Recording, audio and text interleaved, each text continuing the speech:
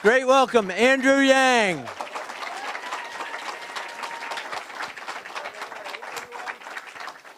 Thank you so much. Thank you, Jim. Thank you, Iowa. I just got here last night. It's great to be back. Plus, it's a very special day. It is my 45th birthday. Yes. Which means I'm about 25% through my life. No, I'm kidding. Happy birthday to you. Happy birthday to you. Thank you. Happy birthday, Thank you, Heidi. dear Andrew. Happy birthday to you. Oh, that's so beautiful. Thank you all. Thank you all. It's great to be back here in Iowa. I woke up this morning to the news that my friend Cory Booker was dropping out. And that was a blow. That was very sad. Cory and I knew each other before this race. And we got to know each other much better through the last number of months. And he's someone that genuinely gives you a sense of joy when you're lucky enough to run into him. I'll miss him. I'm also friends with his girlfriend, Rosario Dawson. Yeah, I sound so name-droppery. I'm sorry about that. But Rosario and I were on a panel together a long time ago. And so I'd see Rosario with Cory. But what a loss to the field. It's really tough to see someone like that go. And, no, I mean, we all just have to do more. I know Cory is still going to be in the fight for years and years to come. Oh, so she just said that I need to win and make Cory my VP. And there would certainly be far worse choices for a VP than Cory, because you need someone you trust and know has the best interest of the American people at heart, and Cory definitely has those things. I'm not a career politician. Most of you know that. Maybe you gathered that from the commercials. How many of you saw a commercial? That makes us very happy because we spent a lot of money on those commercials. At least a lot of money for us. So I was certainly not someone who grew up thinking I was going to run for president. Those were not the household conversations in like the Yang house. It's like, you're going to be president someday. It was more like, clean up your room. You're terrible. Like, what's the matter with you? So my parents immigrated here as graduate students from from Taiwan. They met at UC Berkeley in California. My father got his PhD in physics. He generated 69 U.S. patents over his career. So when I was a kid, I thought everyone's dad had a PhD. So I went to other kids and was like, what's your dad's PhD in? And then one of them was like, here's what his PhD is in. And I was like, oh, no. What did I say wrong? And so I started to gather, oh, it's actually not very normal. And then when I got old enough to figure out what a patent was, I went to my dad. I was all eager. I was like, hey, Dad, how much do you get paid when you generate a patent? I thought he was going to say lots and lots of money. And he said, I get paid about $200. And I was like, that doesn't seem so great. And he said, but I also get a salary so I can feed, house, and clothe you and your brother, which was shut up, essentially. So to me, I tell this story in part because I feel like my family has lived the American dream, where they came here from Taiwan to have me and my brother and have a better life for us, and we've lived it. It's been great. But also I think that the U.S. won too, because my father generated 69 U.S. patents for GE and IBM, two great American companies. So I grew up living the American dream, being told, do well in school, get good grades, get a good job. So I did that. I went to law school, practiced law for 5 unhappy months, then left to start a business. How many of you have started a business or club or mailing list or organization? Raise your hand on that. So if you have your hand up, you know 2 things. Number 1, it's much harder than anyone ever lets on. And number 2, when someone asks you how it's going, what do you say? Great. Great. My business too went great until it failed. My parents told people I was still a lawyer. But I'd been bitten by the bug. I worked at another small company and then another. Then I became the head of an education company that grew to become #1 in the U.S. and was bought by a bigger company in 2009. Now, 2009 was the midst of the financial crisis. How many of you were here in Iowa 11 years ago during the financial crisis? How was that time here in your part of the state? Difficult, rough. I was at another event and a 14-year-old boy said it was very bad. And I looked at him and I said, how do you even remember? That was like, you were like 4 years old. And then he said, well, my parents had to sell the house. So I remember it for that. So it was a really tough time in so much of the country. And I thought I had some insight as to why it had happened. It was because a lot of the wannabe whiz kids I'd gone to college and law school with had gone straight to Wall Street and come up with mortgage-backed securities and financial derivatives and things that ended up crashing the economy. So I thought, what a disaster that is. That's like opposite of what you want. So I came up with this vision that I thought would be much more productive and generative for people to head to communities like Detroit, St. Louis, Birmingham, New Orleans, Cleveland, and help create businesses that would create jobs. How many of you all work at a nonprofit? How many of you volunteer at a nonprofit? More of you should just pretend on that second one. And that was like, are you a nice person? And then it's like, yes, I am. So this is where I start giving my wife full credit, where I come home to her, I'm like, hey, I'm going to quit my job. I'm going to start a nonprofit. We're going to train hundreds of entrepreneurs and create thousands of jobs around the country. She was a very good sport about it. Starting a nonprofit, the way we did it was we took some of our savings and put it into a 501c3 called Venture for America. I started calling rich friends with this question, do you love America? Then the smart among them said, what does it mean if I say yes? And I said, at least this amount of money. And then 12 of them said, I love America for that much. So I raised a bit and then grew to become bigger and bigger, helped create several thousand jobs in 15 cities around the country over 7 years. I ran this nonprofit for 7 years. Was so successful, I was honored by the Obama administration multiple times, so I got to bring my wife to meet the president. My in-laws, oh, thank you for that. Yeah, that was a really great experience. My wife got to meet the president, so my in-laws were very excited about me that week. They were like, she did okay. She did okay, check it out. But unfortunately, I had this sinking feeling through my travels over these 7 years where in many places it felt like things were getting worse, not better.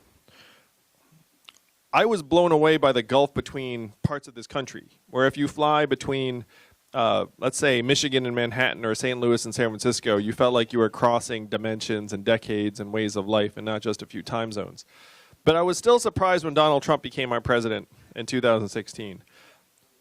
How did you all react when that happened? Very badly, very sad. At another event, someone said bourbon. It was that kind of night for many of us.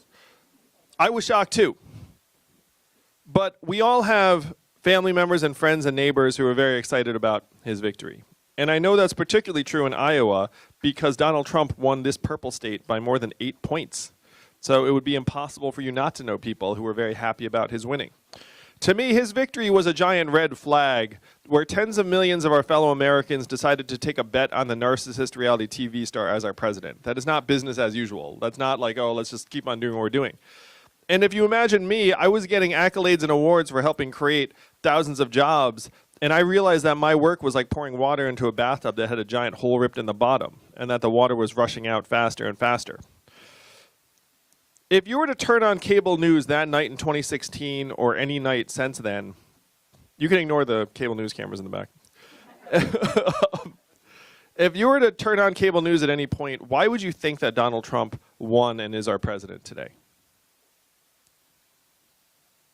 My theory has always been because people wanted something different than the status quo, and that was something different. Change, sure. He's a form of change. What else? Fear.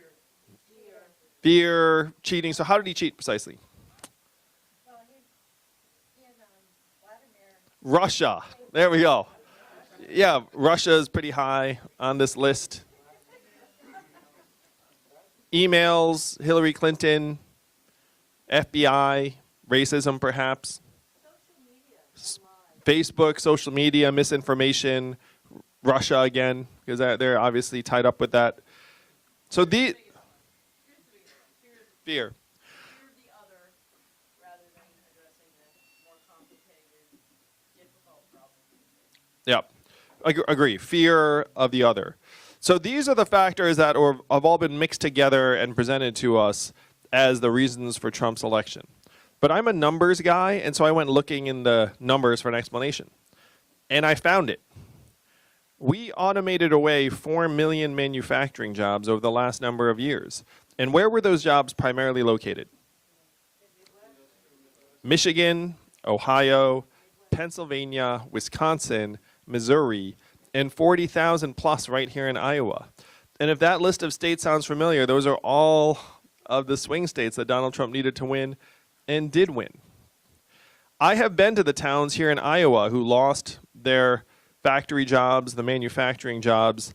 After the plant closed, the shopping district closed, people started to leave, the school shrank, and the community has never recovered. I have seen the same thing play out in Missouri, Ohio, Michigan, over and over again. And unfortunately, what we did to those jobs, we are now doing to other jobs in other parts of the economy. How many of you have noticed stores closing around where you live here in Iowa? And why are those stores closing? Amazon, that's right. Amazon is soaking up $20 billion in business every single year, closing 30% of America's stores and malls. The most common job in the economy is retail clerk. Average retail clerk is a 39-year-old woman making between $8 and $10 an hour. What is her next job when the store closes? How much did Amazon pay in taxes last year? Zero. You know that number. So that's the math. That's the math for our communities. 20 billion out, 30% of stores and malls close, most common job starts to disappear, we get zero back. You all see the self-serve kiosks in the grocery store, the fast food line, the pharmacy, but it's more pervasive even than that. When you all call the customer service line of a big company and you get the bot or software on the other end, I'm sure you do the same thing I do, which is you pound 000, say human, human, representative, representative, human, human, over and over again until you get someone, right? Raise your hand if that's what you do. Oh yeah, we hate that software. As soon as it comes, you're like, please let this company still employ a human at the other end of this. I'm going to get to that human, like you have that in your mind. In 2 or 3 years, the software is going to sound like this. Hey Andrew, how's it going? What can I do for you? You might not even realize it's software. It's so fast, efficient, delightful. What is that going to mean for the 2.5 million Americans who work at call centers right now making $10 to $14 an hour? How many of you all know a truck driver here in Iowa? It's the most common job in 29 states, 3.5 million truckers. My friends in California are now working on robot trucks that can drive themselves. A robot truck just delivered 20 tons of butter from California to Pennsylvania 2 weeks ago with no human intervention. Why did they choose butter for this maiden voyage? I have no idea. But if you Google robot butter truck, you will see the story. At the end of the route, there was a giant stack of pancakes. No, there wasn't. What will the robot trucks mean for the 3.5 million Americans we all know who drive a truck for a living, or the 7 million plus Americans who work in truck stops, motels, and diners that rely upon the truckers getting out and having a meal every day? How many of you have been to Iowa 80 in Davenport? I have too. It's got a very well-priced buffet. They say that 5,000 people stop there every day. How many people will stop there when the trucks have robot drivers? We're in the midst of the greatest economic transformation in the history of our country, what experts are calling the fourth industrial revolution. When's the last time you've heard one of our politicians say fourth industrial revolution? 3 seconds ago, yeah, you, right. Just now. And I'm barely a politician, Iowa. I mean, genuinely. My wife says I'd make a lousy politician because I'm a terrible liar.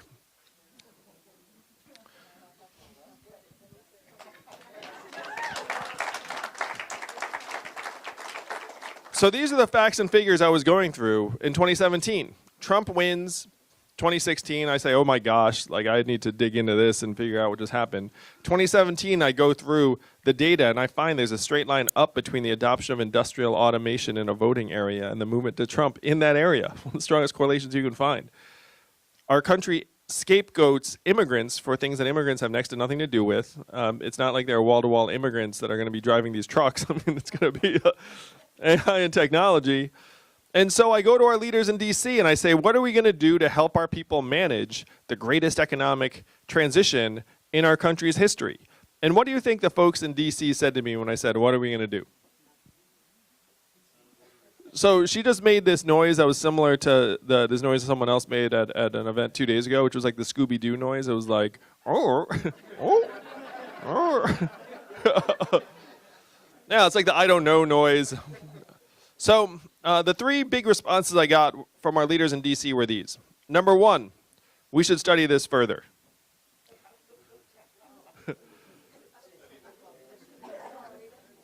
Number two, we cannot talk about this. That sounded productive. And number three, we must educate and retrain all Americans for the jobs of the future. How many of you have heard someone say something like that? Oh yeah, it's very popular sounding. But I'm the numbers guy, so I said, hey, I looked at the studies. Do you all want to guess how effective the government-funded retraining programs were for the manufacturing workers who lost their jobs? Not very. I'm anchoring you low so you know it's low, but you also know it's low because you know people. You know that if 1,000 people march out of a factory with age 49 on average, you know, they're not all going to be like, sign me up for coding school ASAP, and then like all file into some, like, I mean, that's not human nature. The success rate of these federally funded retraining programs were between 0 and 15%. They're a total failure. Almost half of the workers who lost their jobs in the Midwest in manufacturing never worked again. Of that group, half filed for disability. You then saw surges in suicides and drug overdoses in these communities to the point where America's life expectancy has now declined for the last 3 years in a row. You know the last time America's life expectancy declined 3 years in a row? The Spanish flu of 1918, a global pandemic that killed millions. You have to go that far. It's highly unusual in a developed country for your life expectancy to decline once. It's ordinarily going up because you're getting richer, stronger, healthier all the time. But here in the US, it's gone down and then down and then down again. When I said this to the folks in DC, they shrugged and were like, I guess we'll get better at the retraining programs then. One person said something that brought me here to you all today, here in Iowa. Well, how many days we have until voting? 21 days to voting. So I was in DC over 2 years ago, and one of the leaders there said this to me. He said, Andrew, you're in the wrong town. No one here will do anything about the issues you're describing because fundamentally this is a town of followers, not leaders. The only way we will do something about it is if you were to create a wave in other parts of the country and bring it crashing down on our heads. And I heard this and I heard the truth in it. And I said, challenge accepted. I'll be back in 2 years with the wave.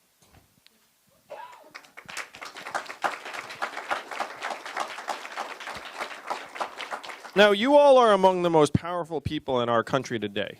I know it does not feel like it. You're just living your lives. But I've done the math. Do you know how many Californians each of you is worth? About 1,000 Californians each. So if you look around this room, how many of us are there? I'm going to give a Trumpian estimate.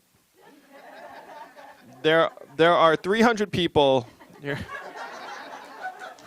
in this room.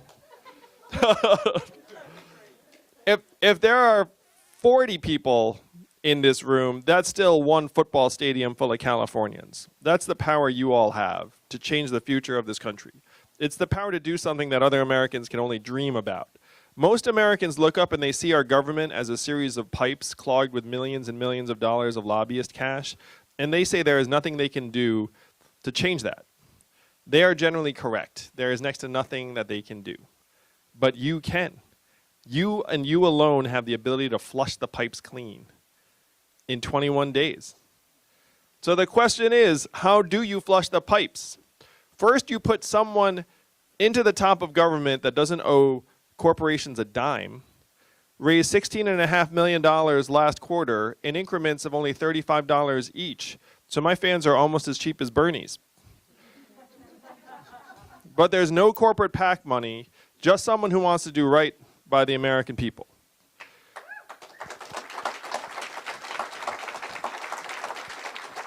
This is how we get our government working for us again. It's one big reason why Trump won. I'm for term limits for members of Congress.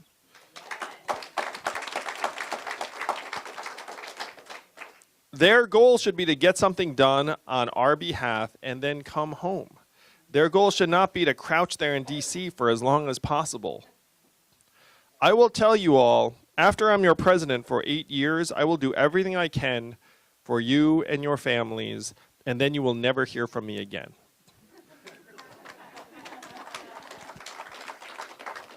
And I will not stay in that town one day longer than required. Like after we clean up and transition to the next administration, I'll be like, and out of DC, because I'm not really that big a fan of that town. We have to rewrite the rules of the 21st century economy to work for you, to work for your families, to work for your community. And the message I'd have for you all today is that if it's not working for you, it's not working. And you have the power to change it. Now, I've talked a bit about this fourth industrial revolution. Iowa has in many ways been at the forefront. You saw this transform your farms first, and then it went to your factories and manufacturing facilities. Now it's on your main streets. And eventually, not too long from now, it will be on your highways. What we have to do is reverse the tide and actually make it so the economy revolves around us and our well-being rather than the corporate profits and the cash that it's heading to the big companies that own our capital. So what does that vision look like? If you've seen the ads or seen anything about the campaign, you know that I'm running for president saying every American should get $1,000 a month. How many of you saw that? And I know the first time you saw that, you thought, that sounds like a gimmick, that's too good to be true, that will never happen. But this is not my idea and it's not a new idea. Thomas Paine was for it at the founding of our country, called it the citizen's dividend for all Americans. Martin Luther King, whose son I sat with in Atlanta, fought for this in the 60s, and it is what he was fighting for when he was killed in 1968, guaranteed minimum income for all Americans. It was so mainstream in the 1960s that 1,000 economists, including Milton Friedman, endorsed a plan just like this, and then it passed the U.S. House of Representatives twice in '71 under Nixon. It was called the Family Assistance Plan. It would have guaranteed an income floor for all Americans. And then 11 years later, one state passed a dividend where now everyone in that state gets between $1,000 and $2,000 a year, no questions asked. And what state is that? And how does Alaska pay for it? And what is the oil of the 21st century? Technology, data, AI, self-driving cars and trucks. A study just came out that said that our data is now worth more than oil. How many of you saw that study? How many of you got your data check in the mail last month? If our data is now worth billions a year, who's getting all that money? Facebook, Amazon, Google, Apple, and the trillion-dollar tech companies that are paying either zero or near zero in taxes. Do you see how it's working? You know this feeling you have that your communities are getting sucked dry and somehow like the rewards are going elsewhere? You feel that way because that is exactly what is happening. How many of you all are parents like me and my wife? If you're a parent, you have had this sinking feeling that our kids are going to be experiencing a future that is less stable, less secure, less prosperous than the lives that we have had. Now, a lot of the time we think about that as climate change, which is very, very true and real. But it's also in the numbers. If you were born in the 1940s in the US, there was a 93% chance that you were going to be better off than your parents. That's the American dream that many of us have lived that brought my family here.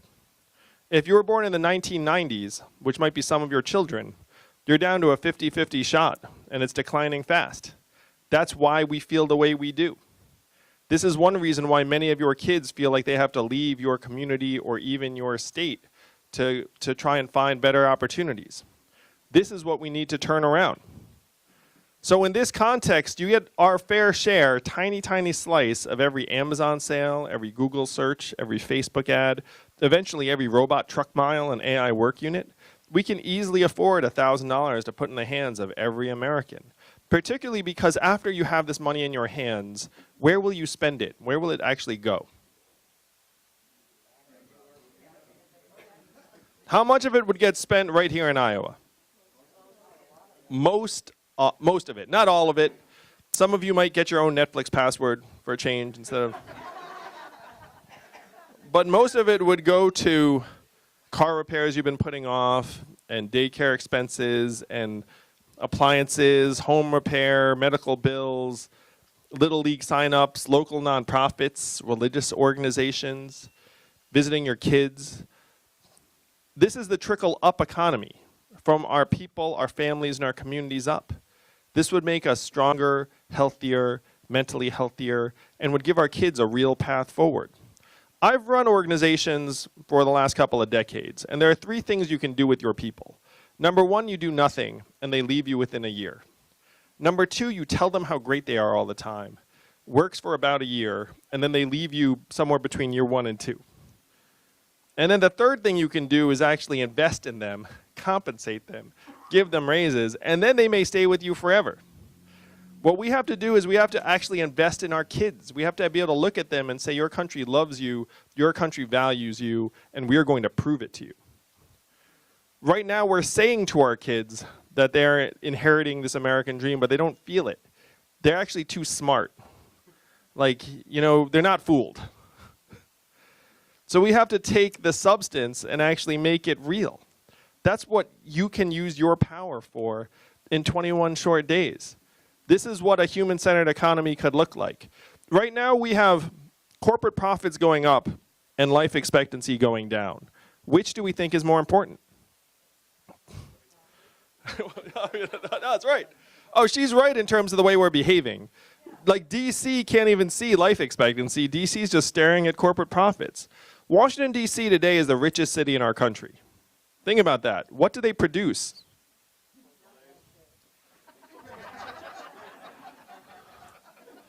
Whatever they produce, business is awfully good. Donald Trump said he wanted to drain the swamp, and that generated a lot of support. I want to do something a bit different. I want to distribute the swamp. Now, what do I mean by that? Why do we employ hundreds of thousands of people in the most expensive metro area in the country? Why wouldn't we move some of those jobs to Iowa, Ohio, Michigan, Missouri, where people would love to have those jobs? We'd save billions of dollars because all of a sudden costs would be much more reasonable. And I would argue that the decisions that the agencies make would be better because they would live someplace normal, among normal people who actually are like living with that, instead of in a DC bubble where they just look at each other all the time. This is another way we have to rewrite the economy to work for us and our communities. Right now, the economic measures are driving us off a cliff. Robot trucks will be great for corporate profits, but they'll be terrible for many of us. What we need to do is we need to line up our measurements with how we are doing. Instead of just worshiping corporate profits and GDP, we should be measuring our progress through our own wellness and life expectancy, mental health and freedom from substance abuse, clean air and clean water, how many of us can retire in quality circumstances, how our kids are doing. I know how wrong our current economic measures are, in part because of my own family. My wife is at home with our 2 boys right now, one of whom is autistic. How much is her work calculated at in our economic measurements every year? That gets a 0. Evelyn and the stay-at-home parents around the country, 0. Caregivers for ailing loved ones, 0. Volunteers and activists, 0. Coaches and mentors trying to make people stronger, 0. 98% of artists, 0. Local journalists, more and more, 0. We put 2,000 local papers out of business over the last number of months. It's very hard to have a functioning democracy if you don't have any local news. And those papers have disappeared because, well, the businesses have closed, but also all the advertising revenue went up to the internet, and they don't have any other way to pay for themselves. So these are the things that we claim to value most dearly in our lives: our families, our communities, our democracy, and we are allowing them to get zeroed out one by one by one. This is what you all have to change. You have to make the case to the rest of the country in 21 days that economic value and human value are not the same things.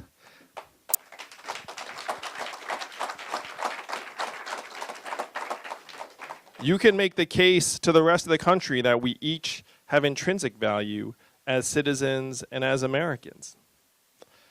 That's a message that is extraordinarily overdue and one that the rest of the country is waiting for. This is how someone, frankly, you never heard of, 8 months ago, or whatnot, has already outcompeted half a dozen sitting senators, governors, Congress people, is because I see the real nature of the problems that got Donald Trump into office and then how we can actually solve them and move the country forward. Donald Trump today is our president because he had a very simple message. He said he was going to make America great again. What did Hillary Clinton say in response? We are already great. You remember that? It's been a long 3 years, I know. But it's about to end.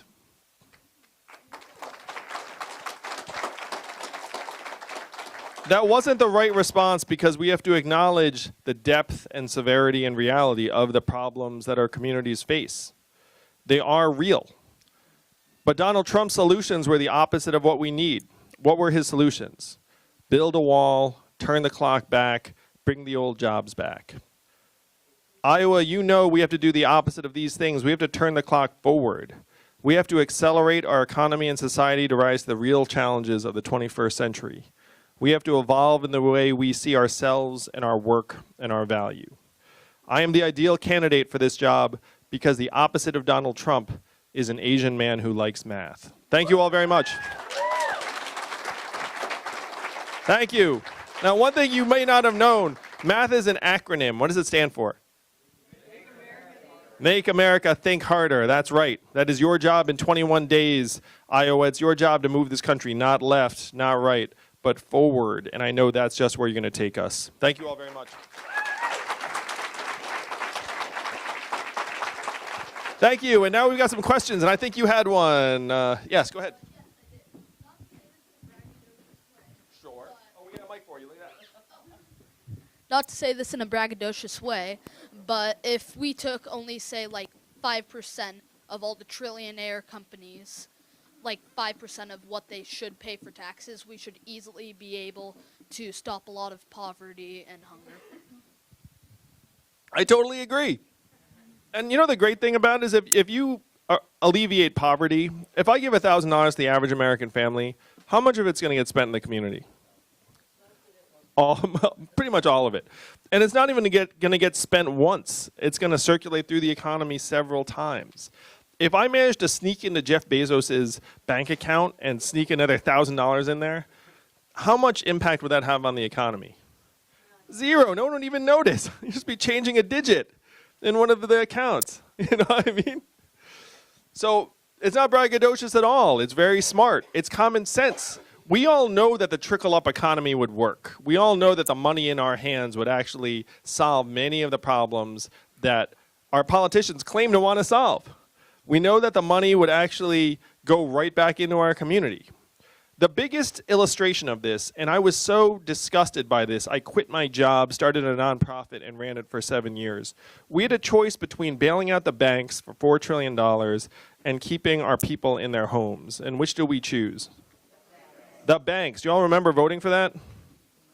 No. None of us voted for that. Think they put that up to a vote? You think anyone would be like, oh yeah, the banks. Of course not. Well, they had, and does anyone remember them looking around being like, I don't know where we get the money for these banks. I mean, maybe we thought that, but they're like $4 trillion. And then we look around and being like, well, if the homeowner gets into trouble, it's like, you're on your own. Bank got into trouble, it's like they brought out the checkbook and then some.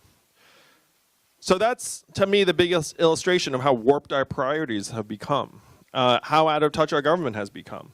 Again, I was so struck by how corrupt this was that I said, like, I can't do nothing. Like, I will now spend 7 years traveling the country to try and do some good. And then I realized that the system needs much, much more than what I was doing. Yes, sir. I'm sorry. In addition to the universal basic income, what's an appropriate role for the federal government to help us through the economic disruption that's going to happen in the next 10 years? There are a number of things the federal government should do to set the stage. Now, I'm someone who's mindful of, frankly, politicians overpromising. Like if I say I'm going to educate and retrain all Americans to the jobs of the future, I actually cannot do that. If I say I'm going to put $1,000 a month in the hands of every American, I can do that. the federal government is exceptional at sending large numbers of checks to large numbers of people promptly and reliably. It's one of its few core competencies. Should like lean into that core competency and like take it as far as it'll go. All right, so that's one big thing I would say the federal government must do. Other things the federal government must do: set measures of our economy that actually tell us how we're doing around our own well-being, mental health, childhood success. It's going to be much easier for the federal government to have those measures in place. And as your president, I would let you know what those numbers look like every year at the State of the Union. I would be the first president to use a PowerPoint deck and then have all the data. So if you like that, then I'm definitely your guy. The third big thing the government has to do is start fighting climate change in a real way. Because there's no other entity that could even make a dent in something that level. So then you have to say, well, what do you do to fight climate change? Number one, you have to put a price on carbon emissions so that if you're polluting, then you have to internalize the cost somewhat. You should zero out the subsidies that go to fossil fuel companies and move them straight to wind and solar and ethanol, natural gas, and some other things that are cleaner. You have to try and get our carbon emissions down and simultaneously do the hardest thing under the sun, which is get the rest of the world's 85% of carbon emissions also to trend downward. Right now, the Chinese government is going to African governments and saying, hey, we've got a coal-burning power plant for you. What do you think? And then what does the African government say? Sure thing. I love it. Because they're just looking for energy. They don't care about emissions. But we've all seen the images out of Australia. Oh, my gosh. It's like a science fiction movie come to life. You know, a billion animals dead. Can you imagine how much carbon that put into the atmosphere too? It's like, imagine like the biggest, yeah, it's unfathomable. So we have to try and get the rest of the world to go in the same direction. But here's the biggest thing I would say. Politicians are being irresponsible when they say we must prevent climate change. You all know climate change is already here. We are on the curve. Saw the floods. Last 4 years have been the 4 warmest years in recorded history. And so now we're in a position where we have to say, if a community gets devastated or hurt by climate change, who should be trying to protect them and make them whole? And saying that community or family is on their own, to me, is where we are now, and it's ridiculous. Because obviously the individual community did not cause climate change. They're just now a victim of it. So we need to invest hundreds of billions of dollars today on making our communities stronger, safer, more resilient, more adaptive. This should create many, many new jobs because there's a lot of work to be done. And this is the great tension in climate change. There are two big things I would say. Number one, if you live in a country, which we do, where 78% of us are living paycheck to paycheck and almost half of us can't afford an unexpected $500 bill, and you go to that family and say, we need to fight climate change, what do a lot of them say? I can't afford it. I can't pay next month's rent, like, you know, next year, next decade has to wait in line. So number one, we have to lift the mindset of scarcity and get the boot off of people's throats so they actually feel comfortable and secure in their future. So then when you say we need to fight climate change, they'll say, yes, we do. The other thing is that we have to get rid of this ridiculous tug of war that fighting climate change will destroy jobs, hurt the economy, make things more expensive. I'm the numbers guy. Do you know, let's just put this out here. What would the cost of climate change be in dollars? He said incalculable, which is probably right because it also includes thousands and thousands of lives. So you'd actually have to put a dollar sign on the lives. But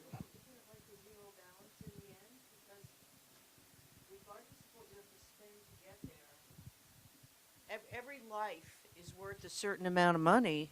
Every life you save is worth something. So if you take the lives saved and balance it against how much you spend, in the end, you should be coming up pretty much the zero balance. that is thematically correct. The other big thing, though, is like, what is the cost of climate change if we do nothing? Directly, just in monetary terms?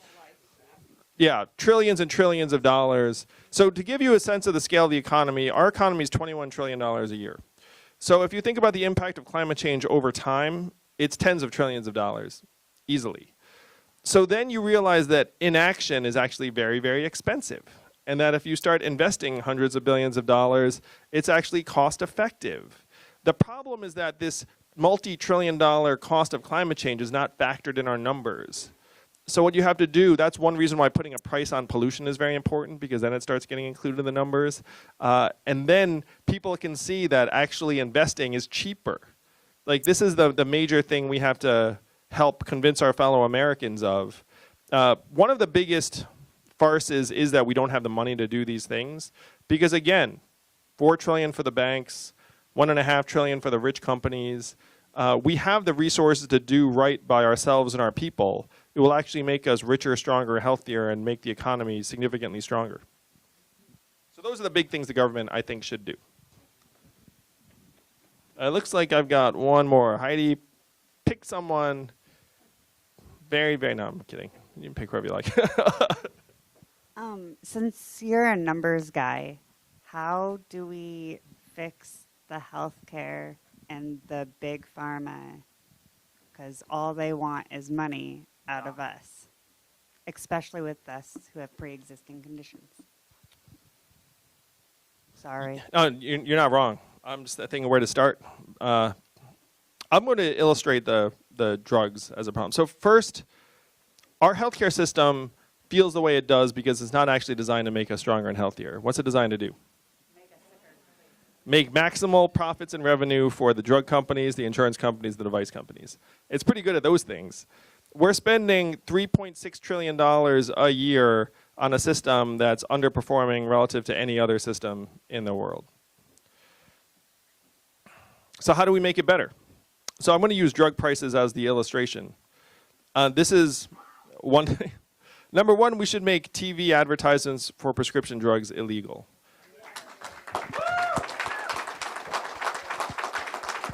There's no public health benefit. It increases the prices of drugs. And the next time I have to hear a horrifying list of side effects, it will be like one too many times. I'll like out a window. But that's that. But no, I mean I've got 2 boys. I mean I plan on living for a long, long time. But that's not the primary driver of the crazy drug prices. The main drivers of the crazy drug prices are that the drug lobbyists have the run of our government. And so our government's not even allowed to negotiate for lower prices on our behalf. All right, so here's the 5-step way we break the backs of the drug companies and get the prices down. Number one, we say our government, of course, can negotiate for lower prices on our behalf. That would be a very big step. Number two, international reference pricing, where they're not allowed to charge us 2, 3, 4 times as much as they charge citizens of other countries for drugs that we helped subsidize in the first place. It's very, very crazy what we've allowed to happen. Number three, if they fail at number two, then we can forcibly license the drug from them. And number four, manufacture it ourselves in a public facility. And number five, we are allowed to import competitive drugs from other countries and markets. Do you think this plan would work? And this is just about the only plan that would work, because the drug companies only understand one language. It's just dollars and cents. If we all went and stood outside their doors and said, do the right thing, we'd be there forever and nothing would happen. But if you say, hey, it's actually going to start hitting your bottom line if you keep gouging us, then that's the only way their behavior would change. So then, how do you break the backs of the drug lobbyists so you can make this happen in the first place?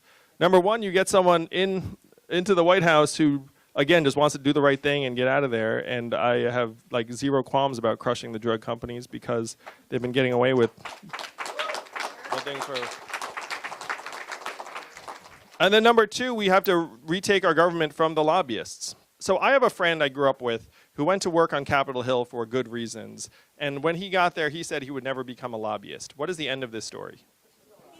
Today, he's a lobbyist. That's right.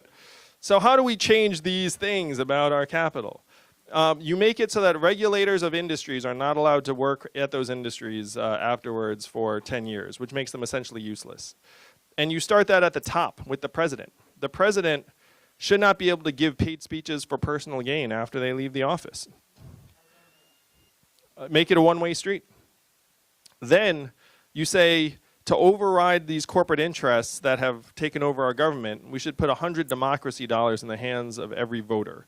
Right now, 5% or less of Americans contribute to political campaigns.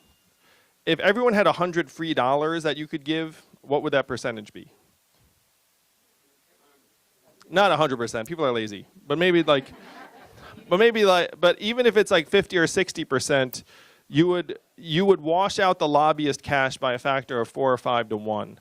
Because then you'd make the legislators actually be like, wait a minute, if I get 10,000 people behind me, that's $1 million. And then the lobbyist is like, I've got $50,000 for you. Be like, I don't want to, I don't want to touch that, because then the people are going to be like, why are you taking the $50,000 from these guys? Again, I want to set term limits in Congress, and here's how you pass it. This would totally work. You go to the people in Congress and say 12-year term limits for all members of Congress, but everyone here gets grandfathered in and you are exempt. They would pass that the next day, because then they're all like, hey, look at this. Like, all these new people come in, and like, if I stick around, I can stick around.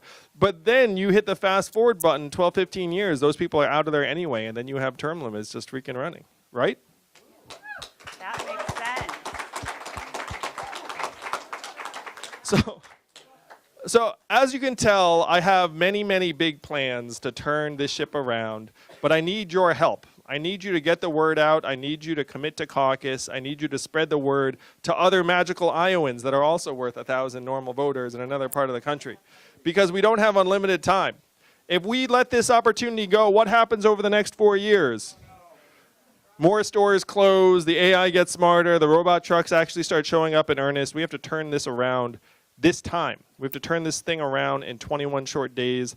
I'm asking for your help, and I cannot wait for the inauguration party after we win. Thank you all very much.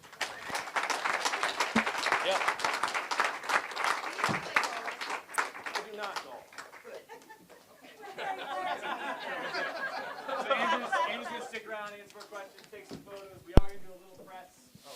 Try and balance all of that. You guys are used to it. Thank you, guys. Oh, sure.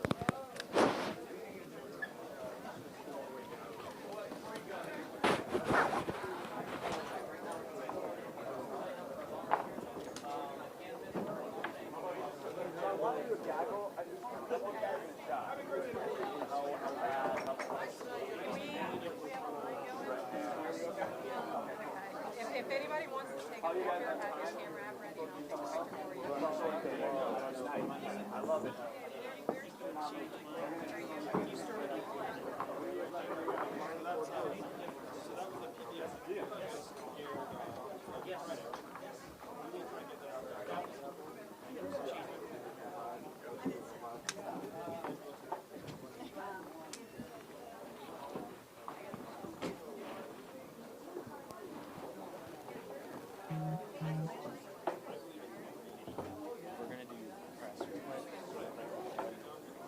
Okay.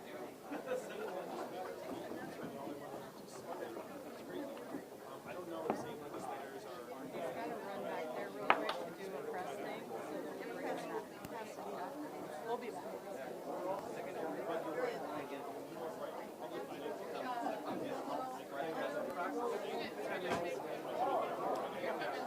Are we taking him or no? Okay, okay.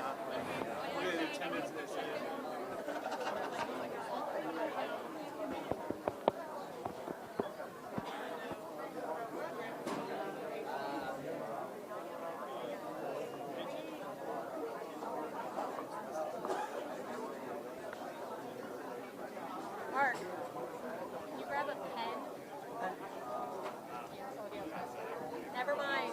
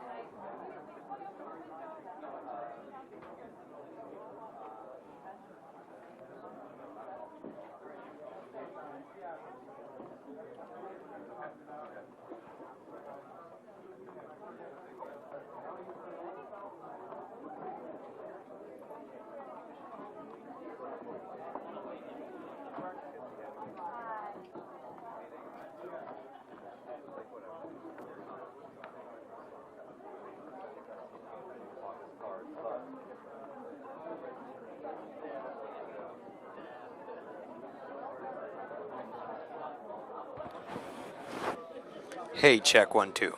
Check 1 2.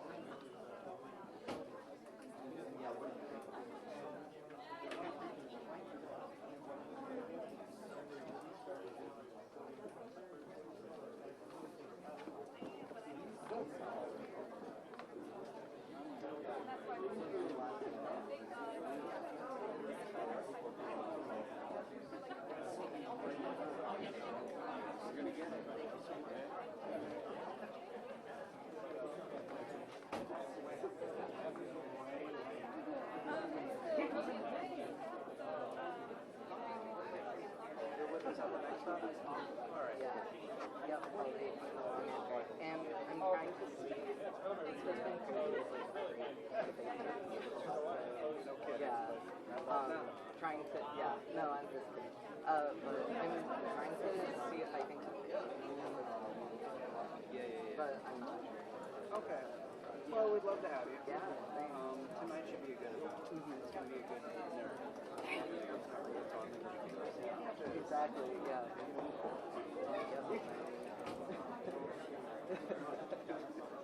Yeah.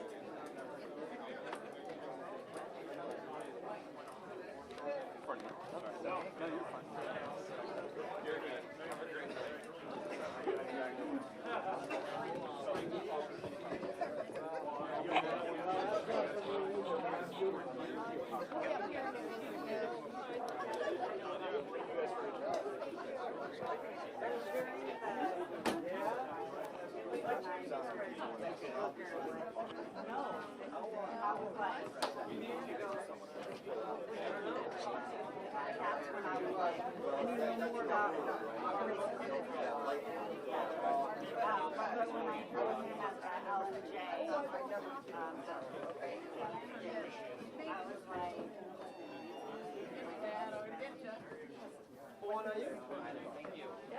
because I'm not, I don't really know about, drive safe. I don't want to go to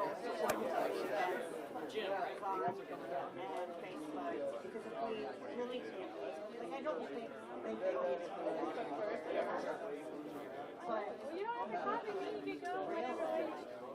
How much is that going to cost consumers? I have to get my through Amazon.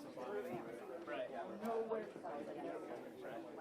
And I need without electrolyte water. Thank you. Other electrolyte waters are out there.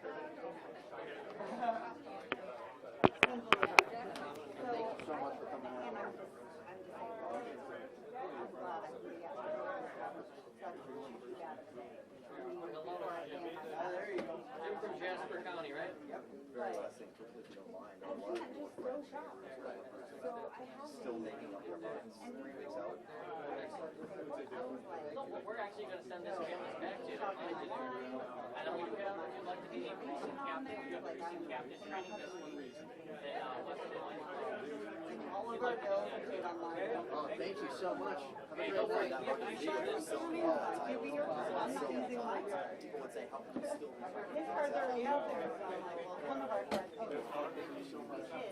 Right now, I'm talking with organizers from the United for Jasper County. I have. So right now, we're doing kind of like a Metro Des Moines, like grouping, and most Des Moines Metro, like precinct training.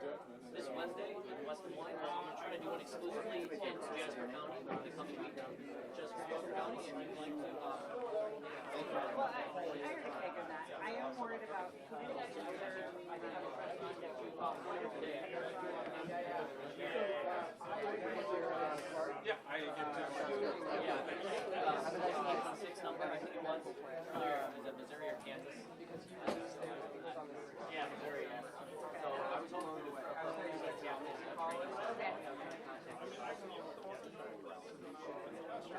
yeah, so that was me there. He says it's 6 promotions he's attacking. Would you be interested in why does it like really kind of canvassing in your neighborhood door knocking or even fundraising? We do. Have the message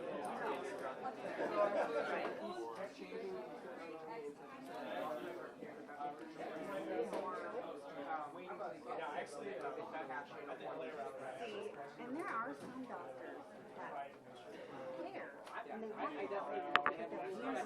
Doctors that actually care, and they're like, I don't know.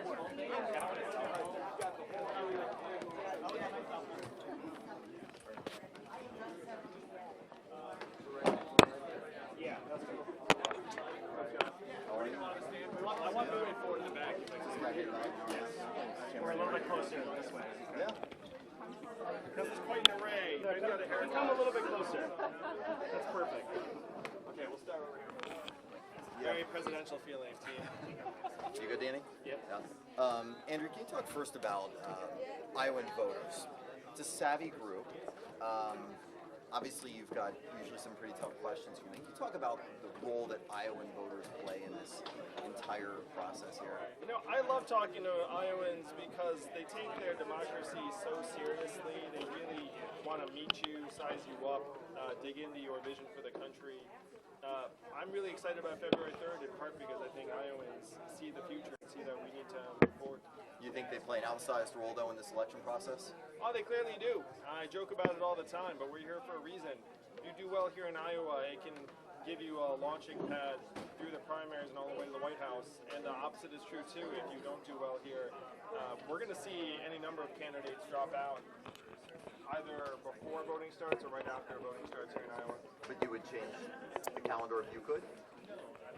I don't have a problem problem with the calendar. I think anyone who wants to recommend any changes to the calendar, it has to have something very, very real and concrete. But one of the things I've seen is that if you had another state that had to serve the same kind of role as Iowa and New Hampshire, the people would not know what to do because they don't have the same level of political culture built up that exists here in Iowa and New Hampshire. Here they're really used to having candidates into their living rooms, into their local town halls or union halls.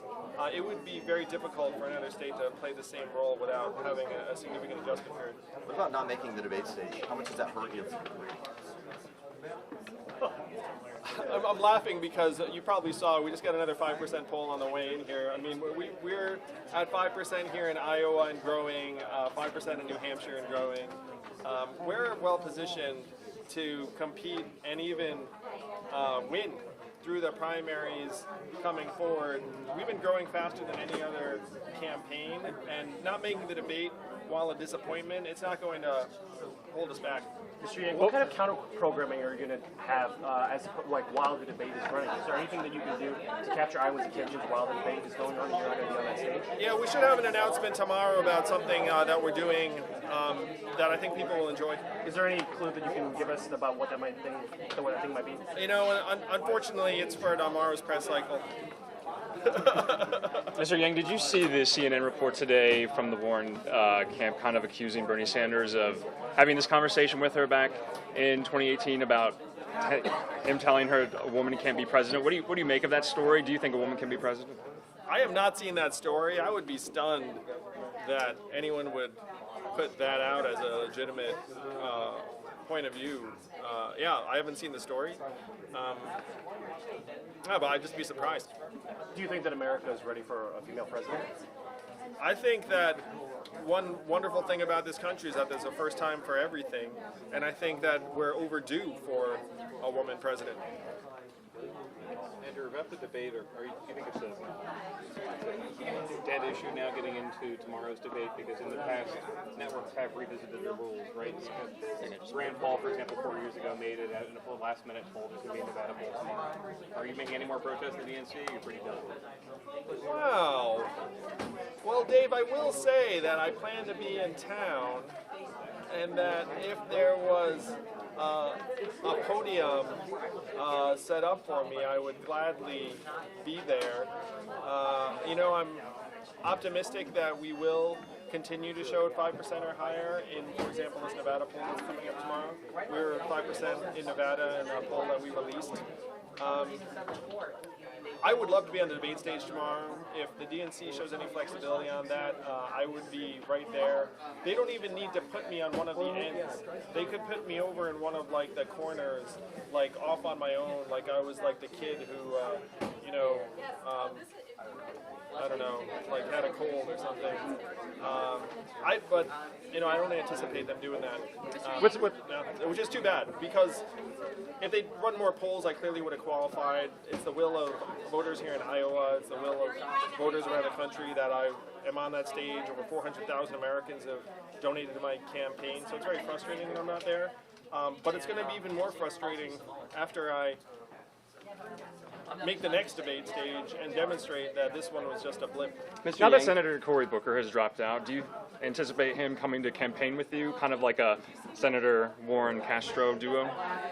Well, Cory's going to be tied up in Washington for quite some time in impeachment proceedings, so, you know, I don't anticipate that his schedule is going to allow for that kind of thing anytime soon. But obviously, I miss Cory, and I'd love to see him again. You're close. Would you consider inviting him out to campaign? I mean, sure. If Cory was available, I would love it. Mr. Yang. Some of these senators who are running against you, they're going to be stuck in Washington for impeachment, like you said. Yeah, I noticed that. Do you think that's an advantage for you going into these next weeks here before the caucus? What do you think about the situation? As a candidate, I feel bad that other candidates are going to get drawn to D.C. for the trial and that they won't be in the field making the case to voters. I'm obviously going to use that time to meet voters where they are. I'm excited to campaign here in Iowa throughout January. I also said that I think that if you're running for president and you're a senator, you should feel free to continue to campaign, that you shouldn't necessarily feel bound to be in Washington for the impeachment trial. I know that's something of a controversial perspective, but to me, the job of a candidate right now is to present a positive vision to the rest of the country that will enable us to move forward and beat Donald Trump in 2020. And that takes precedence to me even over the impeachment trial, particularly because right now, 0 Republicans have signaled any openness to impeaching the president, and so this is likely a foregone conclusion. Two more questions. Yeah, Mr. Yang, your supporters have been very adamant about being vocal about their displeasure with the DNC for leaving you out of the debate, and also with the media, you know, the hashtag Yang Media Blackout. What is your message to your supporters who feel neglected by the Democratic Party and ignored by the mainstream media? I'm so grateful to our supporters who helped drive this campaign. We have 0 corporate PAC money, it's all grassroots funding. I share their frustration. I want to be on that debate stage tomorrow night. I think we earned it. Right now, the best thing we can do is continue to drive the campaign forward right here in Iowa and New Hampshire, make sure we make the next debate stage, and more importantly, make sure that we have a history-making performance when the voting starts on February 3rd. That's where my focus is. I understand the frustration. I'm incredibly grateful to everyone who helped get me on every debate stage up to this one. We did earn a spot on this debate stage too. I think if the DNC showed any flexibility or even rationality, they would see that. How did you feel waking up this morning in Iowa, away from your family, on your birthday, and not being on the debate stage tomorrow?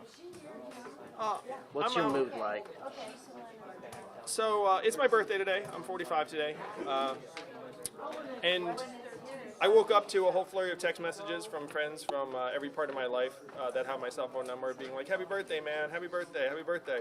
So, you know, it's still a cause for celebration. This is the best possible version of this period of the campaign where we're fighting here in Iowa with a chance to win and make history. So I'm thrilled. I mean, I miss my family, but, you know, I'm fighting for them. I'm having a great time. Last one, Robin. You said that. Do I look sad? I mean, good. You look good. Excellent. Like you said, you've gotten 5% on 2 recent polls. Do you feel like you still have enough time before the Iowa caucus to build up necessary momentum to make win? Oh, yeah. I mean, look at it. Like, so many Iowan caucus goers say they're up in the air. Undecided is growing. Someone just came to me today and said that he decided to caucus for me today, but he said that he was leaning that way because of the Iowa PBS broadcast that just aired on Friday. And so Iowans are still making up their minds. That's not just me saying it, that's what the numbers clearly show. So we're poised to grow and grow here. We're going to be well past 5% by the time the voting starts. Thank you, guys. Thank you. Appreciate you. Thank you. Love you. See you, Drake. Thank you, guys. Thank you. Thank you. Yeah, Drake should be epic. Epic. See ya, Andrew. Thank you. You're welcome. Is what? Michael okay? Yeah, and it also he like was turning that way the entire time. The little baby cameras aren't worth turning towards. Yeah. Whoa. We're good. Moose? Hang on, Moose. Dropping everything everywhere.